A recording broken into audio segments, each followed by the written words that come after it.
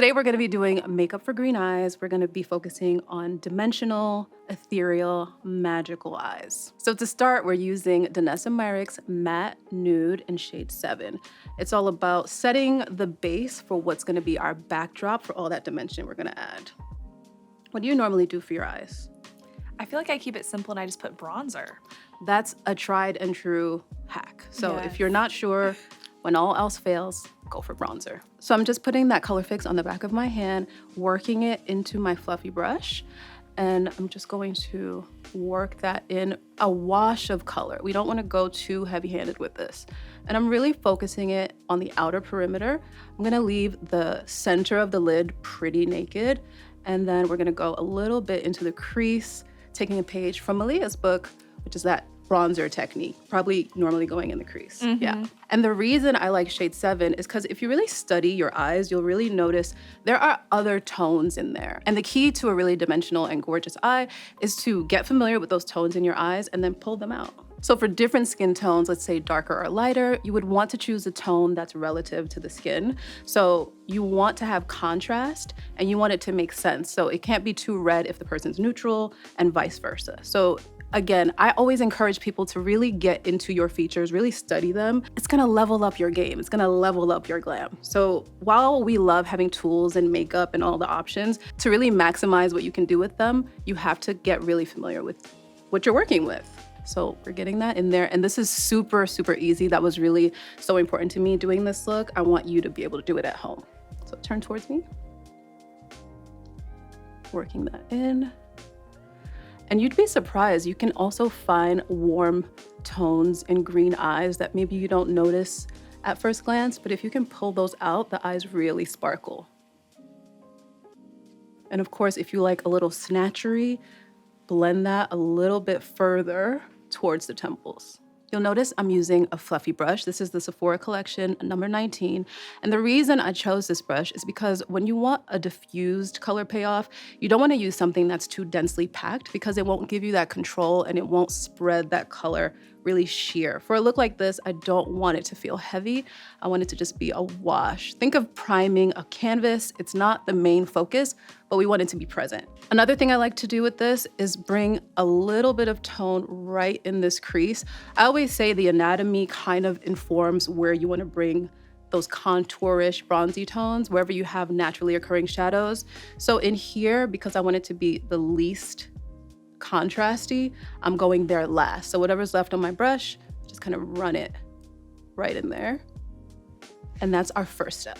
Next, I'm going in with the Makeup by Mario eyeliner in shade Plum, because you'd be surprised, you can find almost like a plummy brown tone in some green eyes, and it's complementary. Get familiar with your color wheel, yes. And I'm gonna bring that right in here on the waterline.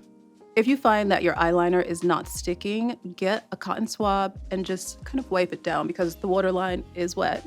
So it could work against you, but a little cotton swab will fix that right up. Pro tip. Pro tip. Now I'm not going to go along the entire waterline. I'm gonna focus on framing. So we're gonna do outer corner and a little towards the inner corner, and I have something special for the middle.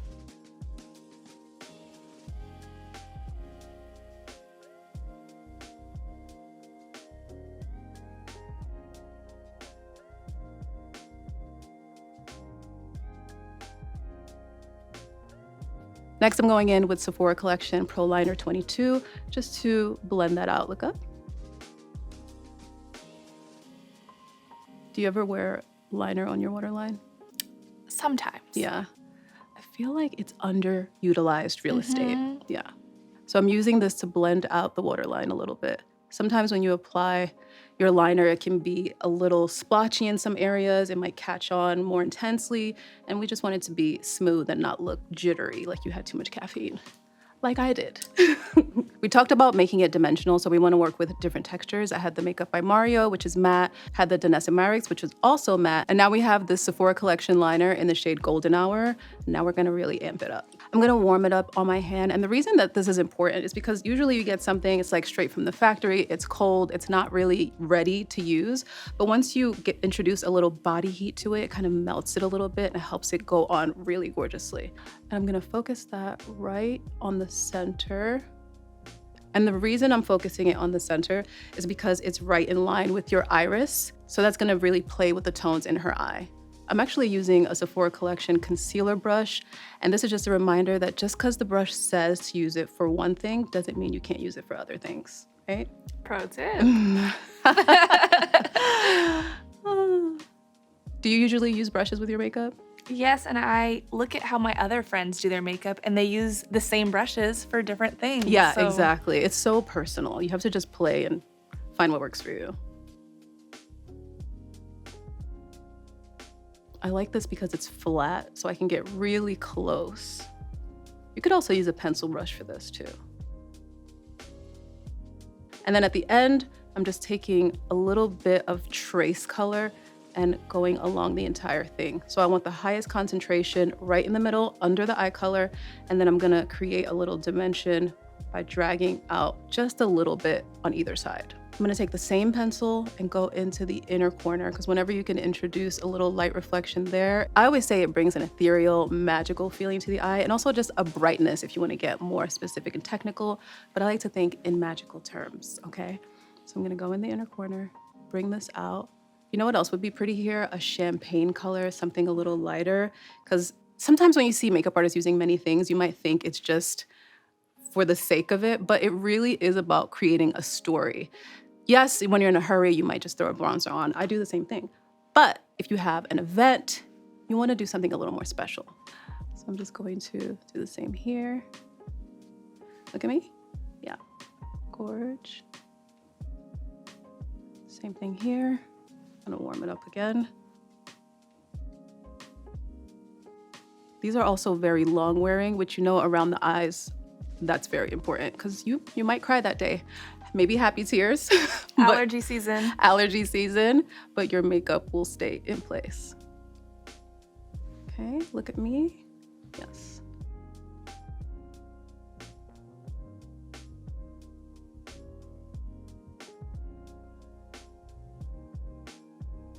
Pretty.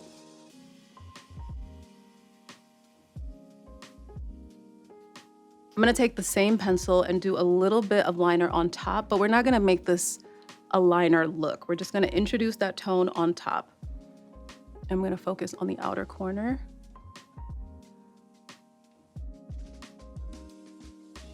Actually, let's bring our fluffy brush back into the mix, because again, we want that soft diffusion of color. So we're gonna really brush that out. So this is a way of getting a sculpt without being so literal and graphic.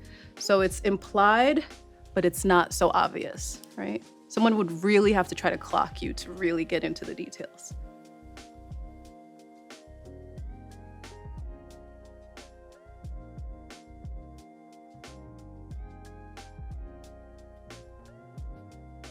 These give you a nice amount of playtime before they really set. But you want to be focused. You want to get in there. You know, those long wear pencils, they do not play. So get in there, blend it, do whatever you want to do with your shapes and directions, but be clear before you start.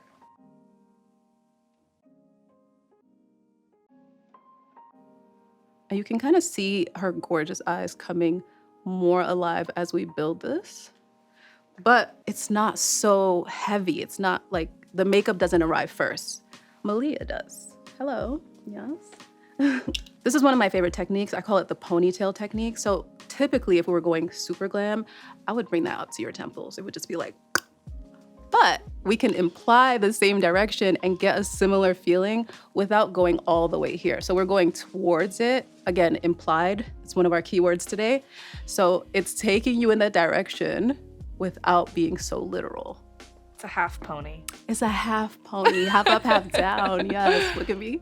So I'm gonna take that. Love that. We used the plum, we used the golden hour, and we used the Danessa Myricks Color Fix. So we worked in those golden and plum tones, which if you think about green, you wanna think about analogous and complementary. So get familiar with the color wheel and see where your eye color sits, and get familiar with those tones that are across and next to your eye color. In keeping with that theme, I'm going in with this stunning Patrick Ta duo. It's called Do You Know Who I Am? We know who she is, okay? And I'm gonna use my finger because you know it just gives you the highest impact. And I'm gonna dab that right onto the center. Is there a difference for the colors that are next to your eye color on the wheel, where those should be placed? No, actually you can place them anywhere, but I would say for the most impact, I would keep complementary as liners, and I would keep analogous as all these other things we were doing, like the little shadow on the side, the drop shadow at the bottom. I think those give you the highest impact. But as far as that goes, that's such a good question. There are really no rules. It depends on what kind of impact you want to have. So keep that in mind. Pro tip. Pro tip. Okay, so I'm taking my finger and I'm working it up the center of the eye. It's almost like a continuation into the iris. If you ever are not sure where to place it, just think about your eyes, because when the light hits your eyes, it reflects and it looks magical because you're stunning. You're stunning the way you are, and we're gonna amplify that. So I'm taking that and running it right up here. Look straight ahead. You see what I mean? It's just, I keep coming back to magical because that's what it is. I'm gonna take a little of that gold. Look straight ahead. I'm gonna place it in the inner corner. So we're kind of layering a little bit. I love layering different shimmer tones. Whenever you layer shimmer tones, you always get a lot of questions because people are like, what color is that? But it's never one color. It's never one, just like lip combos. People are like, what shade is that? I use this liner, 2 lipsticks, a gloss. Do you have the time? Because there's Right. 5 answers. Let's see. Hey, look at me. Pretty. You're like, matter of fact, let me just send you my Sephora store. Yeah, exactly. Open. As we go to the second eye, I wanna do a little recap for you with the mindset behind this kind of approach. And it's really related to color theory. You wanna look at the colors that are across from your eye color and the ones that are next to it. So get familiar with that color wheel. So I'm taking that coppery tone, placing it right in the center. And again, focusing almost a little higher than you think, because normally you just think lid, but if you take it up, it just adds, I'm not gonna say magic, but magic, yeah. So I'm gonna take that up, look at me, and then I'm gonna bring my little fluffy brush into the mix. Whenever you introduce a new texture or a new tone, it's nice to get your brush, your fluffy brush, with whatever's on it, and just kind of work it in, because it's gonna help marry all the tones together.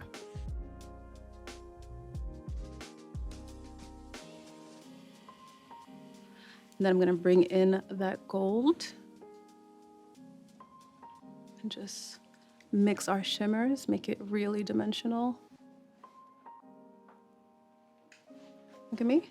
Yeah, I'm like living for this. Okay, so taking that, I'm gonna dip this. Actually, you know what would be so good right now? Okay, pro tip. Pro tip. Yeah. I'm gonna take this Sephora setting spray. I'm gonna spray the tip of this brush. I'm gonna dip it in here, and that's gonna give us a lot more lift of that product. And look straight ahead, I'm gonna dot it right there. It's gonna give us a little more impact. A little oomph. A little je ne sais quoi. Yes. Okay, I'm gonna spray that again. And you wanna apply a good amount of pressure, because you know those little particles in there are kind of sparse or like spread apart, unlike a matte eyeshadow. So you really wanna work that brush in there. And dot it. You wanna press it on as opposed to spreading it to get the most impact. Do you prefer a shimmer or a glitter? Shimmer. Shimmer. Shimmer. I like softness, you know? Ethereal, if you will. Ethereal, if you will, if one were to say. Yeah. So I'm gonna take that. Look at me. Yeah.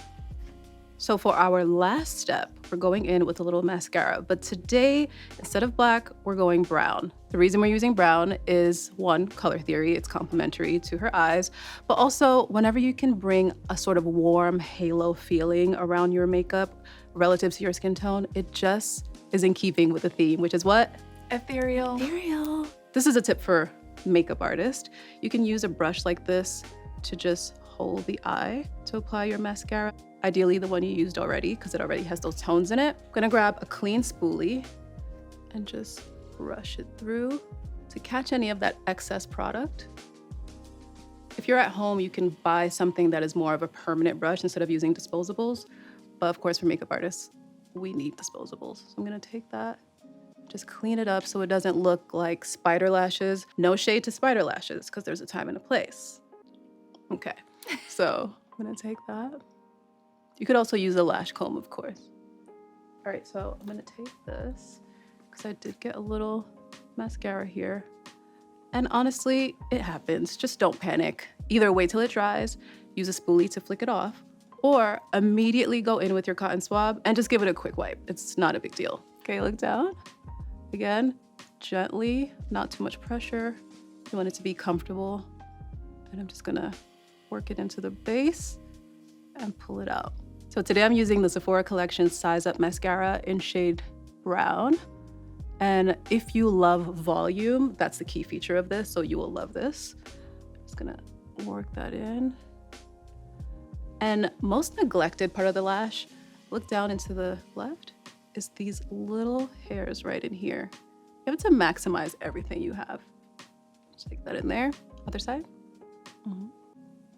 Take that in there. And then same thing here. We're gonna brush off the excess. Now, in a tutorial setting, this takes some time, but for you, this is like a 5-minute thing. It's really easy once you know where you're going. All right, I am seeing a little bit of an imbalance. It's always good to step back. In your case, if you're looking in the mirror, if you're really close, move back. Do you do this? Yeah, it's so important. Okay. I usually do my makeup with a close mirror and a far mirror so I can see everything going Malia on. knows. Listen to Malia. Pro tip. Pro tip. All right, so I'm gonna open this again and really have her look at me and see where I'm seeing my imbalance. And for me, look straight ahead. For me, it's right here.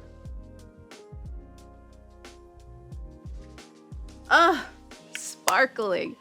Okay, I love this technique for any eye color, but in the case of green eyes, those plums, greens, golds, coppers are always gonna really amplify your eye color and make them look so special. I mean, they're already gorgeous because you're you, obviously, hello.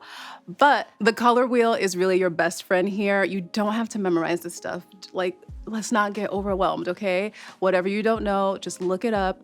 Get that color wheel, save it to some album on your phone so it's always there for quick reference, and then look at your makeup collection. It's gonna make you look at it in a whole new way. And if you wanna play and you don't have those tones to add, you know where to go. Sephora. Sephora.